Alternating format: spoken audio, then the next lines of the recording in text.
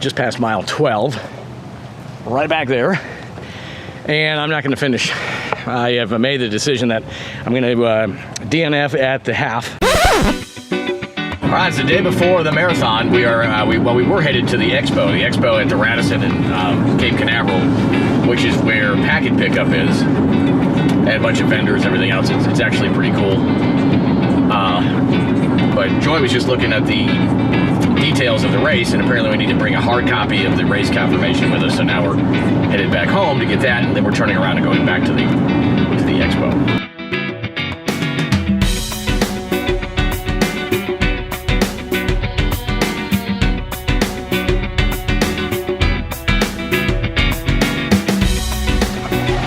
Now it's printing again, but will it print both? Yes, it's printing both.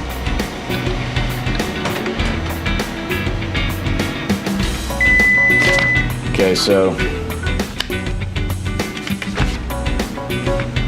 No, it printed the first page twice. It's printing again. Now I have 3 copies of the first page. There you go. All right, let's try this again.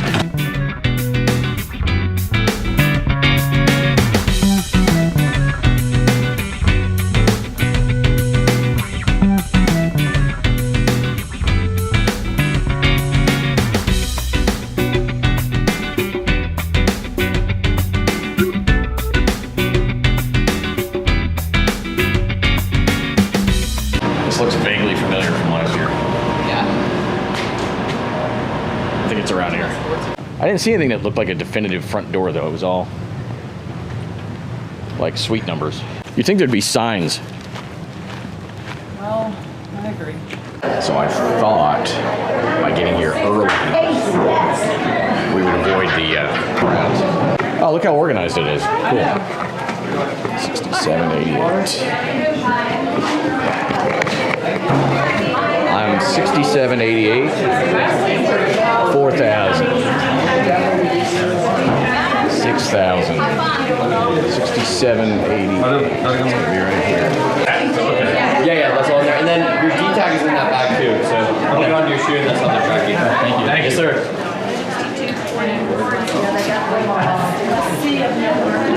Got it. Okay.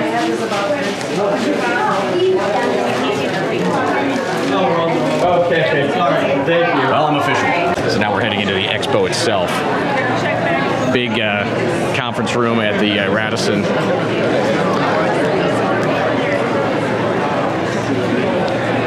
How you doing? I need a medium. Good luck. Thanks very much. It is a cool looking shirt. There's the back. Yeah, definitely a cool looking shirt. Race morning, here we are in Cocoa. And this is pretty cool. There's a lot of people here. This is one of the biggest marathons in the area, so it makes sense. But check it out, big Jumbotron.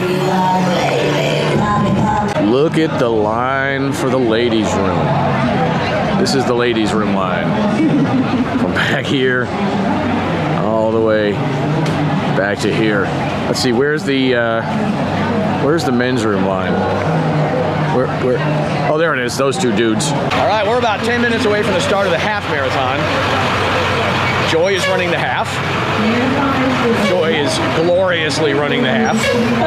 Are you gonna gloriously run the half? I'm going to run it with Sparkle and Flair. Sparkle and Flair. That's right. Awesome. You worried about pooping?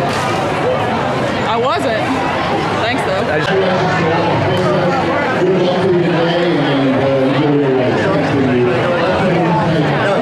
Oh, baby?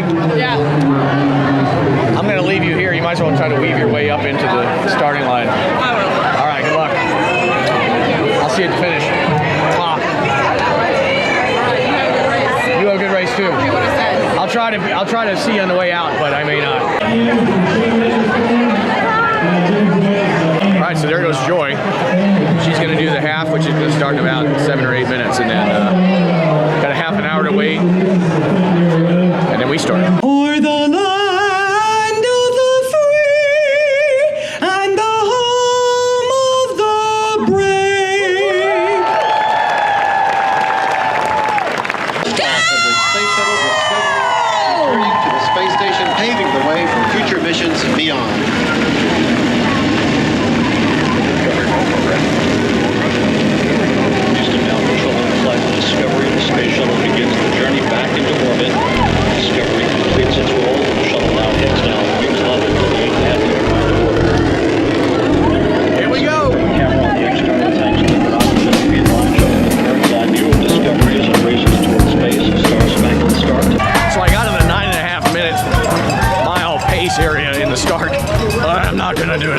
a little bit past the 6 mile mark and coming up on the first turnaround.